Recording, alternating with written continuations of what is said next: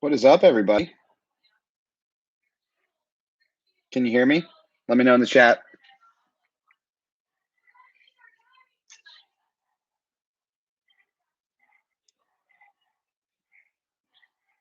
All right. I see a handsome guy on my screen. That means you can see me. Can you hear me? Yes, sir. All right, guys. Let me just tweet this out so we can get all the folks in here. All right. So, pretty big day for the Chargers, don't you think? So, you guys were a little bit nervous early on in the day, understandably. It's obviously a big off season, trying to maximize the rookie contract of Justin Herbert and primarily get him an offensive line so he can be protected next year, have an efficient running game.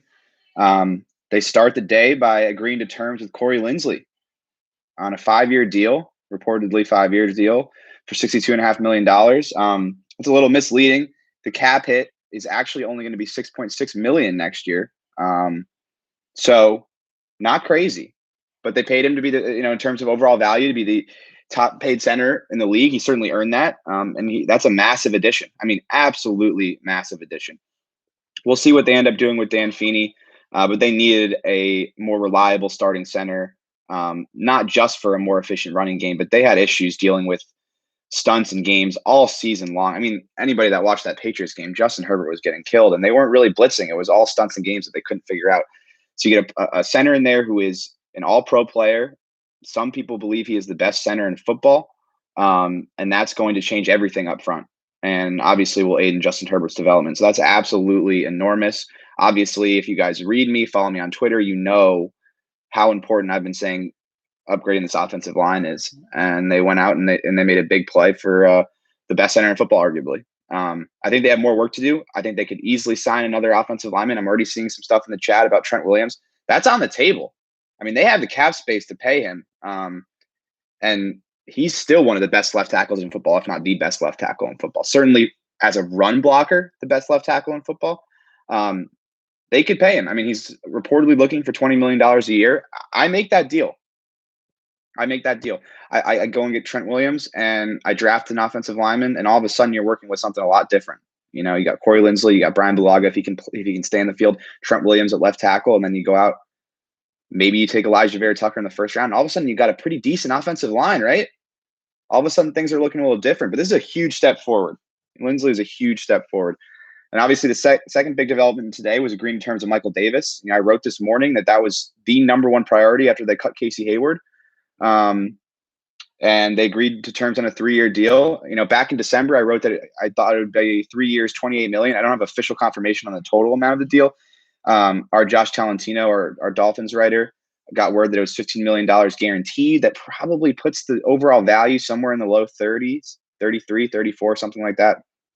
But you know, the way the Chargers negotiate these contracts, Tom Telesco and Ed McGuire, they're going to have low year one cap hits always. And it's a smart way to negotiate deals, and they're going to create escape hatches in these contracts. I mean, hypothetically, they could, just looking at over the cap, they have the full contract structure for Lindsay. Like, they could get out of that deal after this year, hypothetically. So with Davis, it's not going to be an overwhelming year one cap hit, even if it's $34 million in overall value, which, by the way, is what I told all you guys what the deal would be for a corner of that stature. You know, young, potential, long, great athletic skills, coming off a career season. Like, he was going to command $10 million a year. That looks about what it's going to end up at. But I think that year one cap hit could be $6 million, somewhere in that range.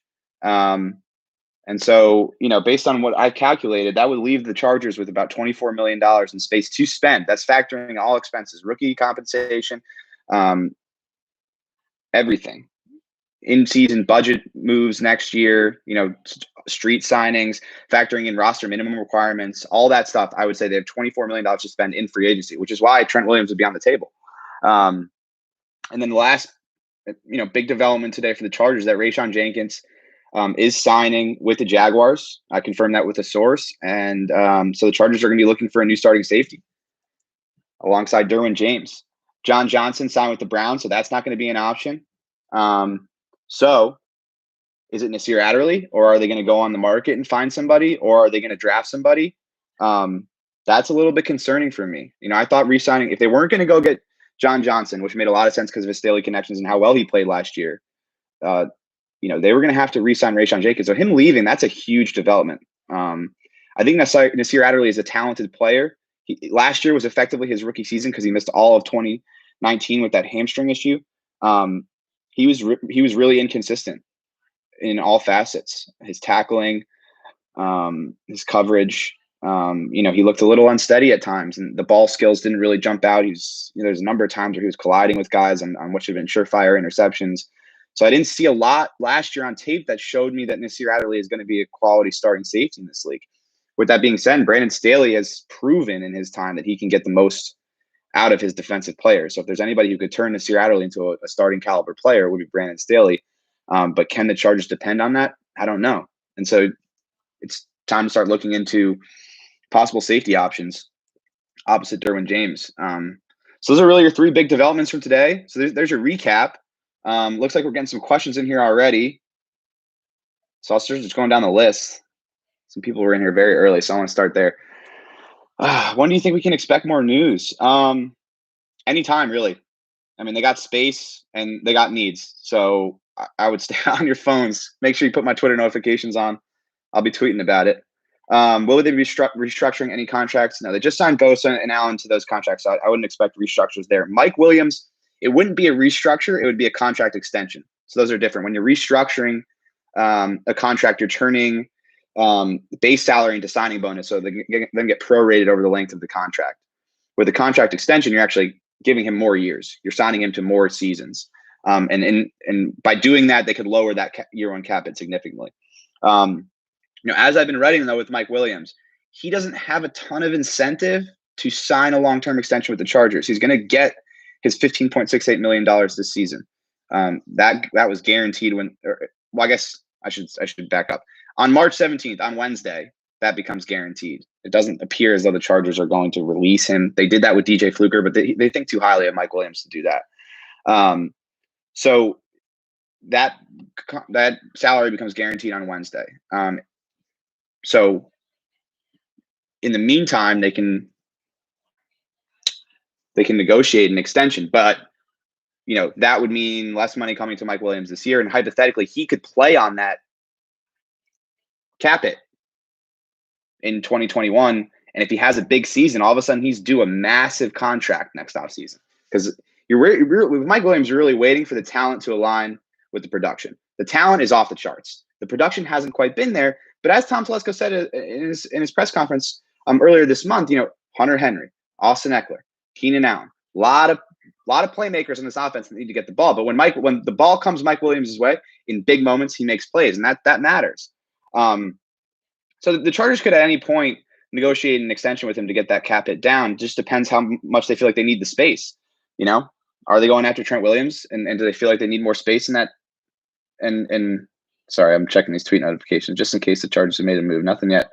So that's really how I would work with Mike Williams, and that's going to be on the table. It just depends how much space they want. But the contract extension doesn't happen unless Mike Williams says, yes, I want a contract extension. If he says no, as soon as that salary gets guaranteed on Wednesday, the Chargers have no leverage anymore. And like I've been saying, I don't see them releasing Mike Williams before that salary becomes guaranteed anyway. All right, Stephen Moore. Will we slide Feeney to guard? I think that's an option.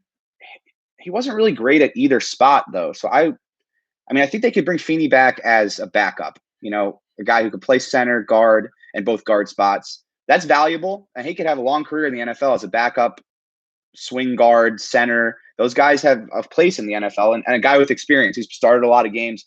So that's valuable, but I just don't see him as a starting interior lineman on a good offensive line from what I've seen. Now, he could develop into that. He has these moments of brilliance. He's good. He's a better run blocker than he is pass blocker. And there are times in the running game where he's able to move people, but I just haven't seen the consistency to think that they can rely on him. But it's an option. It's certainly an option. But now that they have Linsley at center, hypothetically, you get an all-pro center in there that can uplift both guards on either side, right? You got a really good player. The guys next to him are going to be better as a result. Not just because of the communication, just strictly because he's going to be able to block people better. That's going to take some of the stress off of your guards. So I think that's on the table that could get. But personally, I wouldn't rely on Feeney as a starting guard on my offense if I wanted to have a good offensive line, which is what the Chargers are trying to do right now. Why did the Chargers make all this cap space if they're just going to land Linsley? Well, they re-signed Michael Davis, and it's very early. So, having a lot of cap space this year is going to be super important because there are going to be a lot of veterans left over on Wednesday and Thursday and Friday of this week. And the Chargers are going to be able to pounce on some great value because they have that little extra cap space over these other teams. And they need depth. Like, we're not just talking about starters here. Like, you saw the lack of depth the Chargers had in terms of talent last year on special teams because they were an absolute disaster. So they're going to need cap space to bring in special teamers, guys that have experience. I think Darius Swinton is going to do a better job with this unit and get more out of the guys they currently have on the roster in terms of the special teams coverage units and also the blocking on special teams. He's going to get more out of them. He's going to be better than George Stewart. He's a young guy. He's proven able to get through to young people, which is different. Teaching young people is different. I think Darius Swinton's going to get more out of the guys they have on the roster, but they need experience and they need more guys on special teams. And so that's what you're going to see later in this week is the Chargers are going to have this extra cap space where they can really fill in their depth and maybe get some outstanding value. So be patient. Be patient. All right. How we doing? Yo, just hit me up in the chat. Just tell me how you guys are doing. Great day. Awesome. Just let me know. I'm drinking a coffee right now. Still a lot of work to do, unfortunately. Can't start on beers. That will be later. All right, let's keep going through some questions here. There you go. All right, pouncing on the second wave free agents. I think you're dead on. Yeah, we talked about Nas at the top. So this question is, do you think Rayshon Jenkins' departure marks a clear path for Nas Adderley to take over the free safety position? I wouldn't call it a clear path. That's the natural guy that's on the roster. But I think they need to bring in some competition there and depth. Yeah, do we think they make a move at safety? That's a good question. Honestly, I was expecting them to re-sign Rayshon Jenkins. So outside of John Johnson, I haven't delved too far into the safety market. But here's how the week is going to work in terms of content. Every night I'm going to write a notebook recap of what happened that day. And I'll go through all the signings they made, the signings that impact, for example, Jonnu Smith today. That contract is going to have a huge impact on where Hunter Henry's contract ends up because that's sort of how the markets work. You're basing it off other guys that have signed to your position. Henry's been a more productive player than Jonnu Smith. So I'll go through all that. Contracts they signed, contracts that mattered, what the next biggest needed. I'll go through all that stuff and that'll be ready for you first thing in the morning, every day of the week, Tuesday, Wednesday, Thursday, Friday. And you guys will have that to start the day. So I'll promise you, I'm going to look deep into the safety market tonight and get you guys a good list of names on The Athletic tomorrow. And also, if you check out the description, I put a link to my Corey Linsley reaction in there. But if you click that link and you haven't subscribed to The Athletic yet, click that link and you get $1 a month. $1 a month, $12 a year. I promise you, I work so hard to make that worth it. And anyone who subscribes in the chat, let them know. I promise you, that's a ridiculous deal. I can't even imagine it. $1. That's not even a coffee. $1 a month. Anyway, click that link. Come join us. I'm doing tons of work. I got a really, really good feature that I'm excited about that's coming out. What day is it? Next week, the 23rd. Awesome feature on Brandon Staley that's coming out. So subscribe. $1 a month, please. And also, we're going to be doing these chats every day this week. And then we'll see what we do moving forward. I don't know. Maybe do a monthly. It's kind of like what I'm doing instead of a podcast. So maybe we'll do it every week. I don't know. We'll see how it works. We got over 300 people in here right now, though. So it's pretty solid. We'll keep it going. We'll do it pretty regularly. If we can get 300 people every time, that's not too bad. All right, let's keep going through here. The Chargers among the teams in the mix for Trent Williams. I don't know for sure if they are in on him. Just based on how much cap space they have and their needs, they should be in. I wonder if the team is a little bit reticent to pay over 30 tackles after what happened with Bulaga last season. Now, Trent Williams is a much better player than Brian Bulaga, but the Chargers have done this a lot, paying over 30 offensive linemen. Sometimes it works out, sometimes it doesn't. With Mike Pouncey, it worked out for one season, and then it was a disaster. With Russell Okung, worked out for 2 seasons, and for no fault of his own. Obviously, he had the pulmonary embolism, which was just a freak thing. But obviously, they didn't get a lot out of the back end of that contract. Bulaga, they signed last year to a 3-year, $30 million deal. He barely plays, and they can't really rely on him. So that would always be a worry. I mean, listen, it's time for this organization to get a franchise tackle, young franchise tackle. And that's got to happen because they haven't had it in Telesco's tenure. They've had Russell Okung, right, who was an older tackle who played good football for them. But they haven't had a reliable young franchise left tackle, cornerstone tackle in a long time. And they're going to have an opportunity there in the first round. If Rashawn Slater falls to them, Christian Darrisaw. So that'd be my only worry with Trent Williams. And that could be a thought process with the team, depending on how they feel about this year's tackle crop. All right. We're doing free safety. I told you guys I'm going to get that in my notebook for tomorrow morning. Stay tuned on that. Greetings from Brazil. What's up? We're global, baby. Yeah. Good morning from the UK. What's up, y'all? We in here, Pop? What are the details of Vato's deal? Yeah, I'm still working on that. I'll tweet it out if I get the details. But what I said before is our Josh Talentino, who's our Dolphins writer, confirmed with sources that it's $15 million guaranteed. So you can kind of gauge where it is. My guess is it's like a 32 to 34 million overall value if it's $15 million guaranteed. And I think his year one cap it will be around $6 million. That'd be my guess. That's like a rough guess. It could change. And obviously I'll give you the exact details when I get them. But that would leave the Chargers with $23.7 million in spending space, around $24 million in spending space. That means money they can actually spend in free agency. That's budgeting for in-season moves. That's budgeting for rookie compensation, net rookie compensation. That's budgeting for roster minimum requirements. So I have them at right around $23.7 million left to spend. And that's quite a bit of money to add more talent to this roster, primarily on the offensive line. All right, let's keep going. Do you think anything else will happen today? I think it's possible. Too bad about Jenkins. Yeah, I agree. I'm actually curious to see what the overall value of that contract is. I know it was $4 million, 4 years from Jeremy Fowler. I projected 4 years, $35 million in early December. So that would be my guess. That's about $9 million in average annual value. That's where I think it would be. I just don't know. The Chargers probably didn't want to go to that level because they think that, addressing this offensive line is more important. They have Nasir Adderley, who I know they think highly of, despite him not having a good season last year. Nas, last year was his rookie year. That's the way you have to look at it because he barely played or practiced as an actual rookie. And like we were talking about earlier, new scheme, Derwin James on the field. Maybe you get more out of Nas Adderley. Playing a different role. I mean, the free safety role in Gus Bradley's defense is there's a lot of responsibility there. You're playing center field and you're responsible as the cleanup garbage tackler. So anybody that gets by the linebackers, it's one-on-one. And as a free safety, you don't make that tackle, it's a touchdown. As much as you guys sort of were lukewarm on Rashawn Jenkins, and he did miss some tackles, he was pretty good in that role, and then also really good in terms of his lateral movement, getting from sideline to sideline. That pick against the Chiefs in Mexico City in 2019 was as good of a pick as you'll see from a free safety playing in that kind of center field role.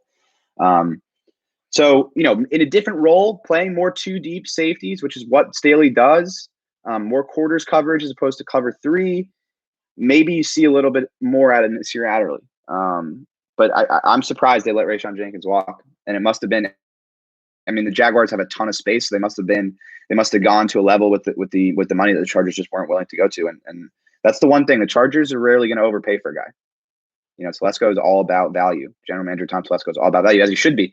You don't want to overpay for players. That can saddle you with cap hits and dead money down the road that, affect your health as an organization. And the Chargers, the one thing they're really good at is maintaining good salary cap health. Telesco is leading the charge on that, but Ed McGuire, their their senior vice president of player finance, who does a lot of their cap management and contracts, is also a big reason for that. And so, it's important to make sure that the value of the contract you're giving to a player aligns with the value that player provides on the field. Oh, I like that question. So, Pop, would you take Eric Fisher? Now, Achilles injury is pretty severe, right? And that's what he suffered in the playoffs last year. But he's a good player, and I've seen reports that he's going to be back in August. That's a guy I'm kicking the tires on. But again, if they had a young right tackle, that was on a rookie deal that you knew you could rely on, that's one thing. But having Brian Bulaga tackle, who played 42% of the snaps last year, and then going again, a guy coming off an Achilles injury at left tackle, that concerns me. That concerns me, especially given the Chargers' injury history. They just haven't had some luck there. So I kick the tires on Eric Fisher, but we'll see. I mean, there are tackle options out there. Riley Reef is another guy over 30 that they could go try and sign. Bobby Massey is another guy the Bears just cut. I mean, these are solid tackles. Certainly an upgrade over Sam Tevy at left tackle, who was fine last year, but he's just a guy that you can rely on a little bit more at a very important position, protecting Justin Herbert's blind side. And they got to protect him. I mean, listen, he's going to be able to get outside the pocket. He's an exceptional athlete, great throwing off platform, but you don't want an offense that relies on a guy going off script and running for his life, because even the best of the best, Patrick Mahomes, in the Super Bowl, right? Even him running for his life, he couldn't get it done. So you got to be able to protect. Let's look. Anything else happening? It's wild what the Patriots are doing, man. I mean, it's so obvious that Bill Belichick is just was so fed up watching Brady win a Super Bowl that he's just going out here throwing money around. I don't think I've ever seen anything like this. Certainly not from the Patriots. All right, let's keep moving.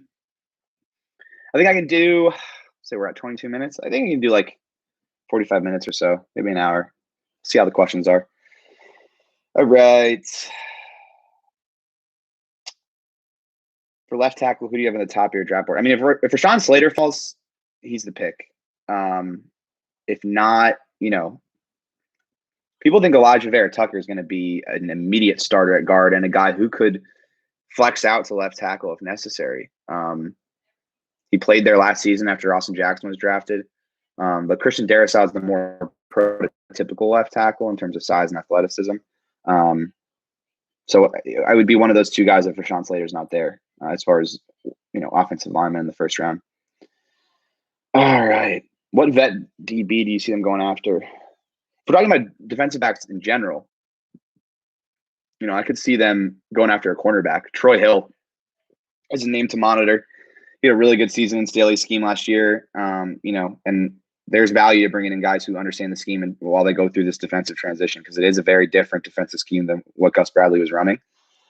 So that's a guy I would keep tabs on. It really depends what they want to do. If they feel like they can find a good corner in the draft that can come in and play that Michael Davis role from last year, Davis is going to move in terms of depth chart wise. Davis is going to move into where Casey Hayward was as an full-time outside corner. Chris Harris will play on the other side, and then nickel. Chris Harris is going to move into the slot, and then they'd need another boundary corner to come on the field in those nickel packages, playing 75-80% of the snaps.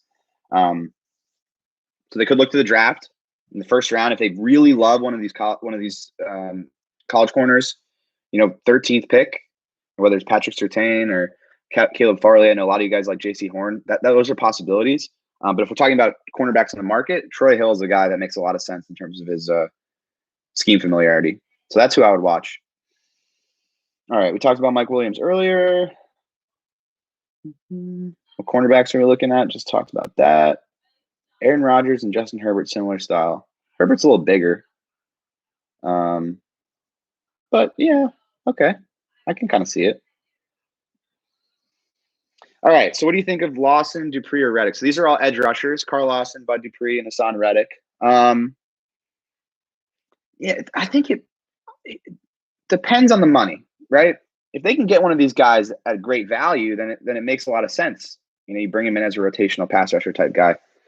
But the way the pass rushing market has been shaken out so far, Ngakoue signed a big deal, Romeo Carr signed a big deal. Seems like those guys are going to get some money, multi-year deals. Leonard Floyd, $64 million over 4 years, 110-sack season. So I mean, these guys are going to get paid. I just don't think the Chargers are in need of edge rushing that much to give them a guy a big contract. Now they have the cap space. So if Brandon Staley is in Tom Telesco's office being like, hey, I love Chenna. Obviously Joey's a stud, but I really need one more big time edge rusher to really make my scheme, flourish, right? Express itself, as he would say. Then it's possible. I just don't see it as that big of a need. And you can go find a rotational edge rusher type guy and pick 97, right? Pick 77. If they really feel like they want one at 47, and if they really, really feel like they want one, they could go with it at the 13th pick. But you can find a guy that can come in. He's not being asked to play every single snap. He's coming in on, 39, 38 in those edge, those pass rushing packages. I think you can find a rookie and it'll make a lot more financial sense because these edge rushers are just making so much money. I think Linsley signing helps entice Orlando Brown to help push. That's really up to Orlando Brown stuff is really up to the Ravens. They have I wrote about this in my mailbag. I think it was last week. They have no incentive to trade him. The new CBA dictates that, you can't really hold out because, players in Orlando Brown's position only have 3 accrued seasons. And so Melvin Gordon was in a very similar situation when he was holding out. You need 4 accrued seasons to reach free agency. The new CBA says that if you don't show up to training camp on time, then you don't get your accrued season. So you got to show up. And the other part of it is that you have to complete performance of your contract. So if you don't play in any games, then you don't get your accrued season. It was a little bit more gray area in the previous CBA, like with Melvin Gordon. That's why he was allowed to not show up to training camp because he could still get his accrued seasons if he showed up. He showed up, got his accrued season, went to free agency, and signed with the Broncos. That can't happen anymore. So the Ravens can force Orlando Brown to play. And they have a championship window open right now, so they don't really have a lot of incentive to trade him. Now, the Chargers came through and were like, hey, we'll give you the 13th overall pick, first rounder. Then I think the Ravens do it. But it's really up to the Ravens and how badly, they want draft compensation for Orlando Brown. And I don't, at this point, and Jeff Zrebeck, our Ravens writer, has said that it really isn't on the table. Just because of all those reasons I explained and the fact that they are a better football team with Orlando Brown than they are without him, and he has to play because of the CBA. If I was the Chargers, I'd come through with the Godfather offer. I'd give him they have the cap space to re-sign him to the extension, which is a stipulation in a trade. Come through, give him the 13th overall pick, and sign him to an extension, and you're turning that 13th overall pick into a franchise left tackle. Makes sense to me. All right, rather just tackle and free agency and guard in the draft. Yeah, I don't know. I mean, here's the thing. They could get a good value. They could get a really good value contract looking for a guard. Matt Feiler with the Steelers is an option. Larry Warford is a guy that's available after opting out last year. So I think they could do both. Like they could do both in free agency. They really like Elijah Vera Tucker, then they could address tackle in free agency and slide Elijah Vera Tucker in at left guard. They have a lot of flexibility because of their cap space and because of their 9 draft picks, including 4 in the top 100. They have some flexibility in terms of how they address these needs, which is what you want the setup to be as an organization. All right, let's keep going here. Troy Hill, we discussed. Tevi kick inside. For whatever reason, the Chargers never wanted to try Tevi out on the interior.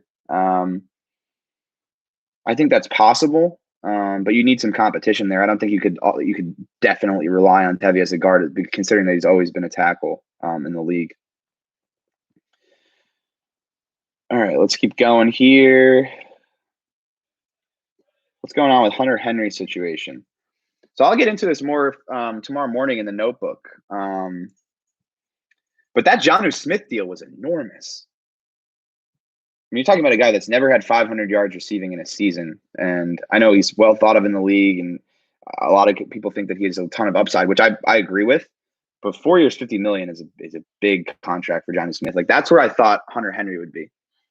But 12.5 in average annual value puts Jonnu Smith behind George Kittle and Travis Kelce.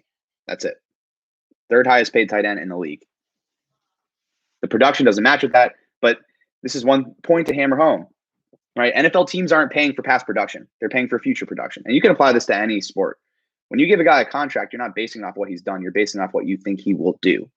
So the Patriots obviously think with their offense, which is obviously, been an amazing place for tight ends in the past between Rob Gronkowski and Aaron Hernandez, guys that put up huge numbers, obviously, in that offense.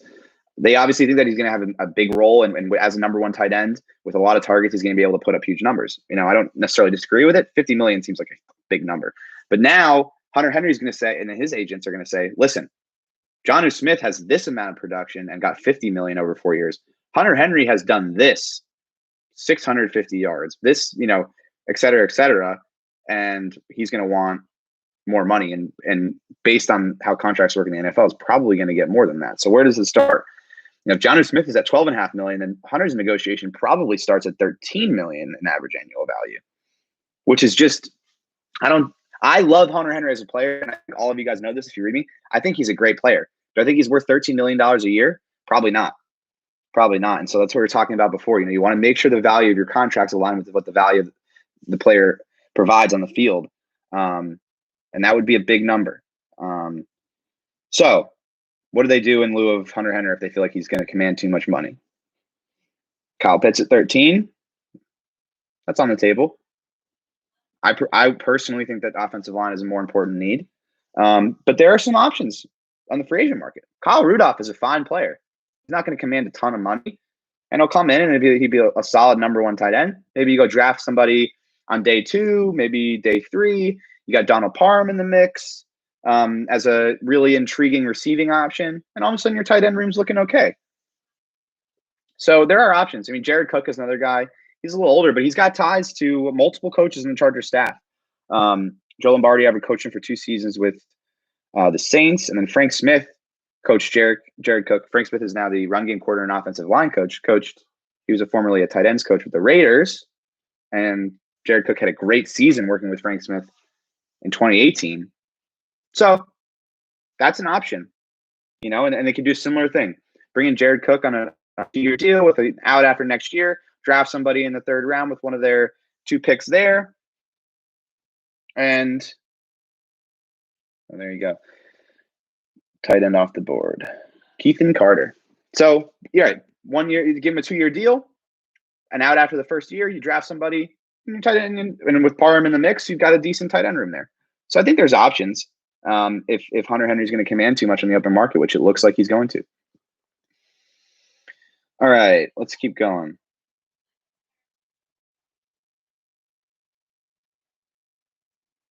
How do you feel about Gerald Everett? Nice piece, but they need somebody who can block, and I don't think Gerald Everett is a guy that can be relied on as a run blocker full time. And he put on Instagram that it sounds like he's leaving LA, so he must think that the Chargers must not be in the mix for him if he's saying that. I would give a 4th for Ertz. Yeah, for those that don't subscribe, I wrote about potential Zach Ertz trades last week. It seems like the Eagles are kind of holding out for more comp. So if the Chargers are going to get that deal done, it's probably going to take that 3rd round comp pick at 97, and then they get an early 6th rounder back for Zach Ertz. Well, I wrote about in there that they could lower the cap hit for next season because he has void years in his contract. So hypothetically, they could turn some of the base salary, the $8.5 million base salary, into signing bonus and sort of lower that cap hit to $4.5 million. And then they wear a dead money charge in future seasons. So they can make it work if they feel like they want to do other things in free agency. He's coming off his worst season as a pro, fewest games he's played as a pro. So that's concerning. He's over 30 now. That's concerning. So personally, I'd probably do it. I'd probably give up the third round comp. I just don't know if the Chargers will do it just because you're giving up a rookie salary for an aging player. But the one thing to add to all of this is that, you bring in Zach Ertz. He has 1 year left on his deal. He plays the year. If he has a bad year, you let him walk in free agency and you might get a comp pick out of it. Likely we'll get a comp pick out of it. So that's another factor in it. You get an extra draft pick after trading. So I think it's on the table. We'll see. There were reports out over the weekend that he was getting frustrated. I think it might have been yesterday. He was getting frustrated that the Eagles aren't going to trade him. But, it's the type of situation where the Eagles don't have a ton of leverage. They're not going to keep him on the roster. So they're either going to release him or trade him. So when a team is not in that situation, they don't have a lot of leverage. Okay, wait, I'm seeing this in the chat. Bud Dupree, let's see. Titans. There you go. All right, I'm just looking at this now, guys. Do we have any dollar figures on the Dupree contract?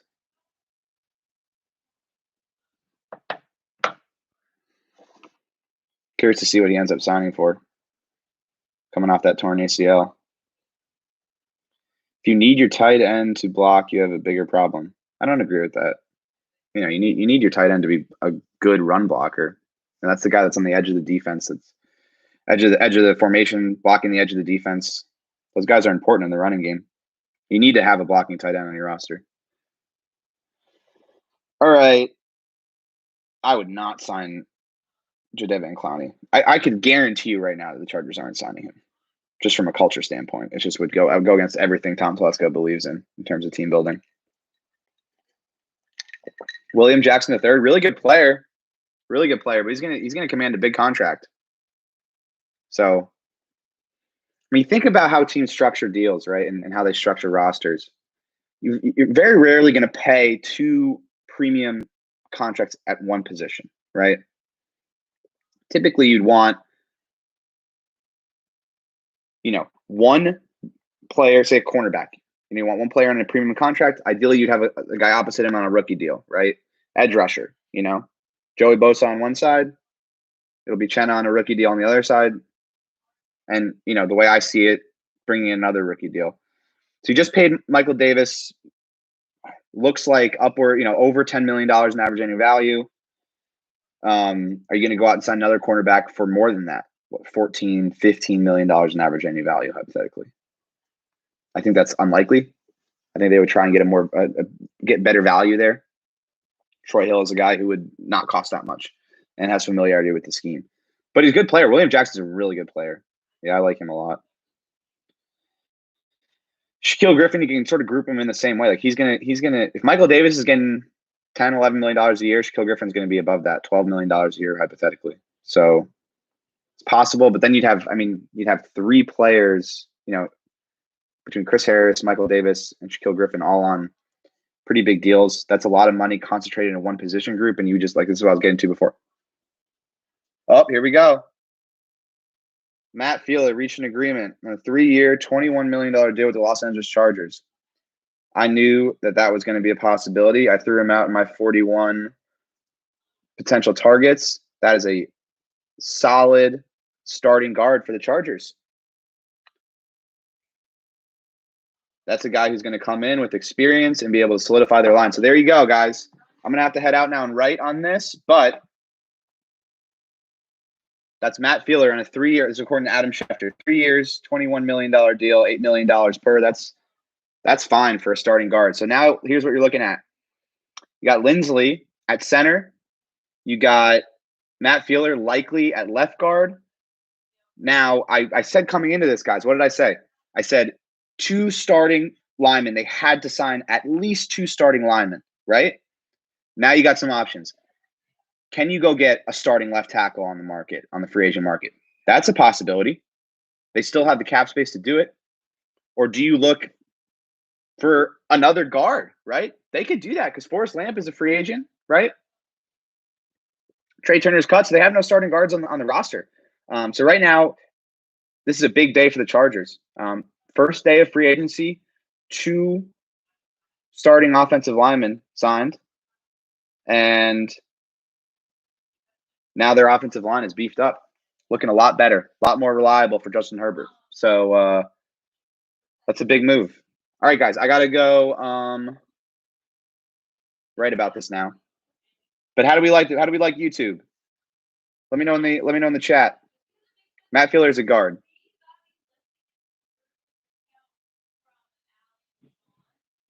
Let me know in the chat. How do we like this? Good? I'm gonna retweet this now.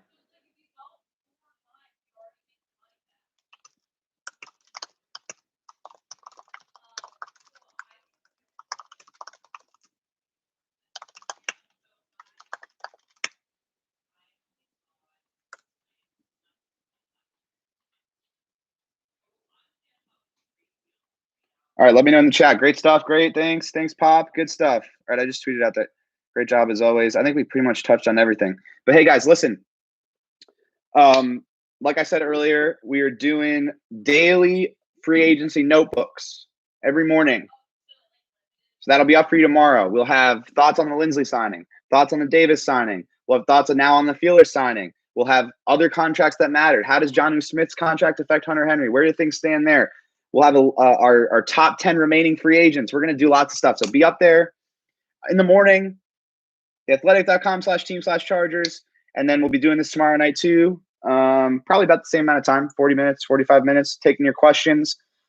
Make sure in the description, I have a link to my Corey Linsley reaction. If you click that link, you will get a $1 a month promo for your subscription to The Athletic. Come join us. You will have tons of content all week. Next week, we will have everything about this team covered, guaranteed. Best Chargers content you can get on the internet. Come join, and we will do this again tomorrow. Stay tuned. Tomorrow morning, our first edition of the Chargers Free Agency Notebook will be live. Thank you, guys. We'll talk tomorrow.